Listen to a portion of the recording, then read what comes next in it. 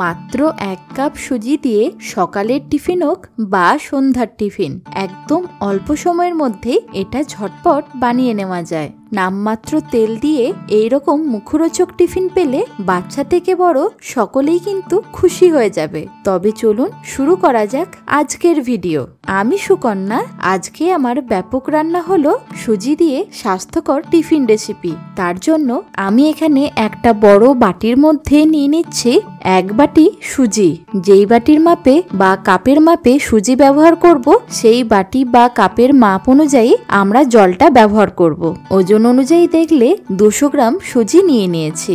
আমি এখানে যে প্যাকেট সুজিটা পাওয়া যায় সেটাই ব্যবহার করছি। এই একই বাটির মাপ অনুযায়ী 1 বাটি জল সুজির মধ্যে দিয়ে দেব।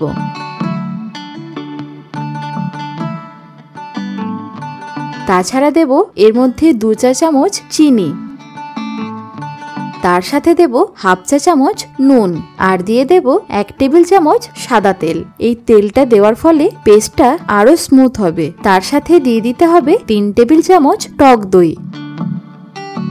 এবার সুজিটাকে এই সব কিছুর সাথে ভালো করে মিশিয়ে নিতে হবে। প্রথমে মিশ্রণটা একটু বেশি ঘন লাগলেও পেস্ট করে নেওয়ার পর কিন্তু আরেকটু পাতলা হয়ে যাবে। বাটিটাকে একটা সাইডে রেখে একটা মিক্সির জার নিয়ে নেব। তার মধ্যে এই সুজির মিশ্রণটাকে ঢেলে দিতে হবে।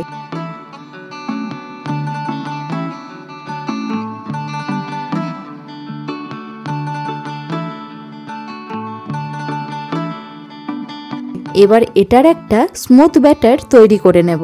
এটার সাথে খাওয়ার জন্য একটা রেড চাটনি বানিয়ে নেব। তার জন্য একটা কড়াই নিয়ে তার মধ্যে দিয়ে দিচ্ছি 2 টেবিল চামচ সাদা তেল। তেলটা একটু ভালো মতো গরম হলে এর মধ্যে একটা বড় সাইজের পেঁয়াজকে রাফলি কেটে দিয়ে দেব। পেঁয়াজটাকে হালকা একটু নাড়াচাড়া করে নিতে হবে। তার সাথে দিয়ে দিতে হবে 7 থেকে 8টা রসুনের কোয়া, আর দেব 1/2 ইঞ্চি আদার টুকরো। তার সাথে 2-3টে কাঁচা লঙ্কাকে ফাটিয়ে দিয়ে দেব। এই সবগুলোকে 1 থেকে 2 মিনিট একটু নাড়াচাড়া করে নিতে হবে। একটু সুন্দর ফ্লেভারের জন্য দিয়ে দিচ্ছি কয়েকটা ধনেপাতার ডাঁটি। তার সাথে দিয়ে দেব 2টো বড় সাইজের রাফলি কেটে নেওয়া টমেটো। একবার সবকিছুকে নাড়াচাড়া করে নিয়ে যাতে টমেটোটা তাড়াতাড়ি গলে যায়, তার জন্য দিয়ে দিচ্ছি 1/2 চা চামচ নুন, আর দিয়ে দিতে হবে 1 চা চামচ কাশ্মীরি লঙ্কার গুঁড়ো। আপনারা চাইলে এখানে গোটা কাশ্মীরি লঙ্কা ব্যবহার করতে পারেন। এছাড়াও দিয়ে দেব 2 চা চামচ চিনি। লো ফ্লেমে 1 মিনিটের মতো সতে করে নিয়ে এর মধ্যে দিয়ে দেব আগে থেকেই ড্রাই রোস্ট করে নেওয়া বাদাম। আমি এখানে 30 গ্রামের মতো চিনে বাদাম ব্যবহার করছি। আপনারা এখানে বাদামের পরিবর্তে সাদা তিল অথবা ড্রাই রোস্ট করে নেওয়া ছোলার ডালও ব্যবহার করতে পারেন। সবকিছুকে ভালো করে মিক্স করে নেওয়ার পর এর মধ্যে 1/2 কাপ জল দিয়ে দিচ্ছি। তাহলে টমেটোটা তাড়াতাড়ি সেদ্ধ হয়ে যাবে। কিছুক্ষণের জন্য একটা ঢাকা দিয়ে দিচ্ছি যাতে তাড়াতাড়ি সবকিছুই সুন্দরভাবে সেদ্ধ হয়ে যায়। এইভাবে চাটনি বানিয়ে আপনারা চাইলে ইডলি বা ধোসার সাথেও খেতে পারেন। টমেটোটা যেহেতু ভালোভাবে নরম হয়ে গেছে, তাই একটা টং কিংবা ফর্ক দিয়ে উপরের খোসাটাকে তুলে ফেলে দিতে হবে।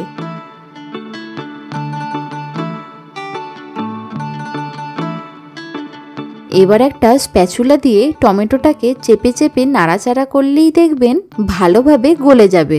এতক্ষণে দেখুন জলটাও ভালোভাবে শুকিয়ে গেছে। এখন এটাকে একটা বাটির মধ্যে ঢেলে নিয়ে ভালোভাবে ঠান্ডা করে নিয়ে একটা সুন্দর পেস্ট বানিয়ে নেব। এইদিকে সুজির পেস্টটাকে আমি একটা বাটির মধ্যে ঢেলে নিয়েছি। আমি একটা হাতা করে তুলে দেখাচ্ছি। দেখুন পেস্টের ঘনত্বটা ঠিক এইরকম রাখতে হবে, না খুব বেশি গাঢ় না খুব বেশি পাতলা। এখানে দিয়ে দিচ্ছি একটা কুচানো গাজর, অল্প একটু কুচনো সবুজ ক্যাপসিকাম, তার সাথে দিয়ে দিতে হবে অল্প একটু কুচনো লাল ক্যাপসিকাম। তার সাথে দেব 1 চা চামচ গোটা জিরে। লাস্টলি দিয়ে দিচ্ছি 1 মুঠো ধনেপাতা কুচি। এবার এই সবগুলোকে খুব ভালো করে মিক্স করে নিতে হবে। আপনারা চাইলে এখানে আরো নানা রকম সবজি অ্যাড করতে পারেন, যেমন মাশরুম, কর্ন বা মটরশুঁটি বিভিন্ন রকম পছন্দের সবজি।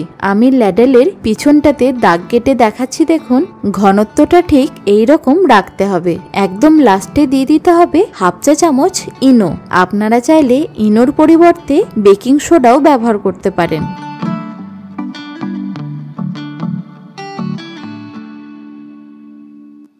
আচ্ছা, আমি এখানে একটা স্টিলের থালার মধ্যে ব্যাটারটাকে স্টিম করে দেখাচ্ছি, তবে আপনারা স্টিমার দিয়েও কিন্তু স্টিম করে নিতে পারেন। এবার এই থালাটার মধ্যে 1 চা চামচ সাদা তেল দিয়ে এইভাবে একটু ব্রাশ করে নিতে হবে।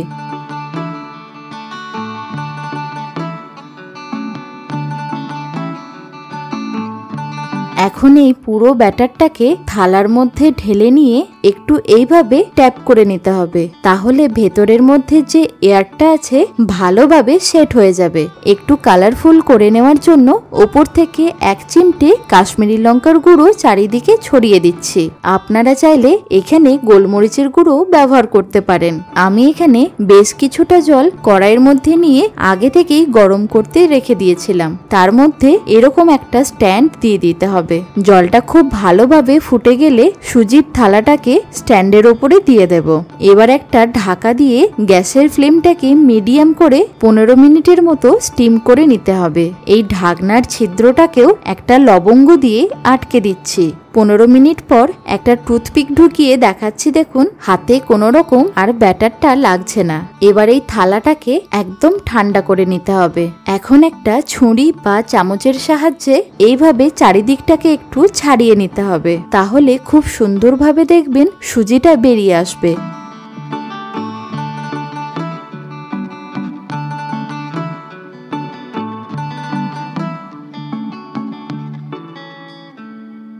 দেখুন কত সুন্দরভাবে এটা তৈরি হয়ে গেল। এবার একটা ছুরি দিয়ে এখানে নিজেদের পছন্দের মতন শেপের পিস কেটে নিতে পারেন।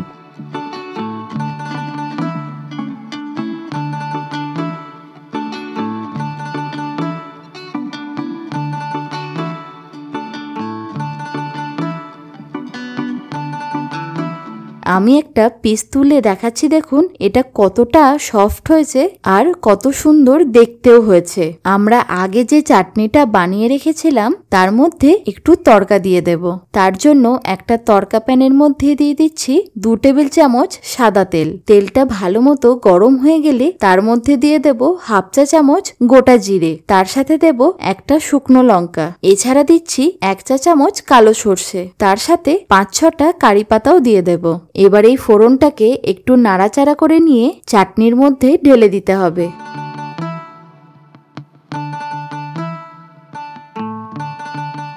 সুজিটাকে আরেকটু টেস্টি করার জন্য একটা ফ্রাইং প্যানের মধ্যে 2 টেবিল চামচ সাদা তেল দিয়ে দিচ্ছি। তেলটা হালকা গরম হলে ফ্লেমটাকে লো করে দিয়ে সুজির পিসগুলোকে দিয়ে দিতে হবে।